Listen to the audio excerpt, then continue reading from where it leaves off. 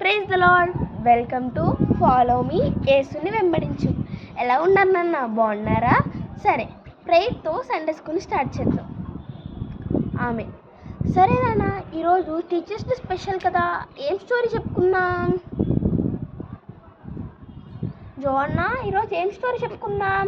నీ లైఫ్లో టీచర్స్ గురించి చెప్పక్క. నా లైఫ్లో టీచర్స్ గురించి చెప్తాను. సరే పిల్లలు, ముందుగా మనందరికీ టీచర్ ఎవరు? యేసయ్య. తల్లి గర్భంలో ఉన్నప్పటి నుంచి మనకి దేవుడు టీచ్ చేస్తూ ఉంటారు కదా. నెక్స్ట్ ఎవరు?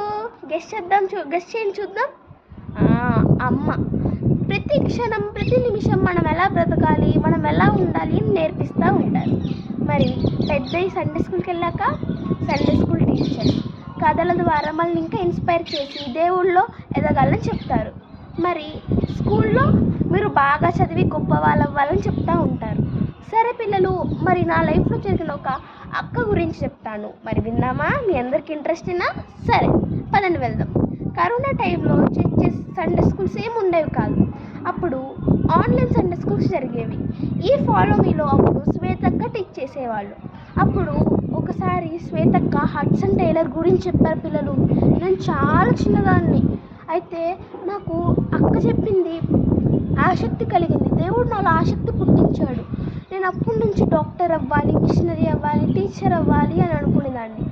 చాలా అంటే నాకు అర్థమయ్యేటట్టు చెప్పేసరికి, నాకు ఆయన గురించి అర్థమయ్యేసరికి ఆయన చేసిన మిషనరీ సేవ బట్టి నాకు నచ్చింది. నేను కూడా పెద్దగా పూర్ పీపుల్కి హెల్ప్ చేయాలి అని అనిపించింది. సో నేను కూడా అప్పటి నుంచి ప్రేయర్ చేస్తూ ఉన్నాను పిల్లలు.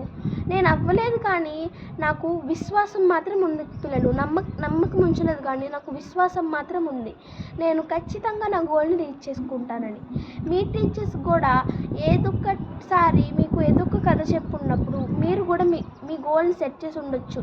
అది అవ్వదేమో అని ఫీల్ అవ్వకండి.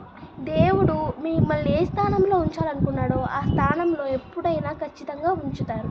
సరే పిల్లలు, అందరికీ హ్యాపీ టీచర్స్ డే. మళ్ళీ ఆదివారం 6 గంటలకి ఫాలో మీ యేసుని వెంబడించు కార్యక్రమంలో కలుసుకుందాం. అంతవరకు అందరికీ బాయ్ బాయ్.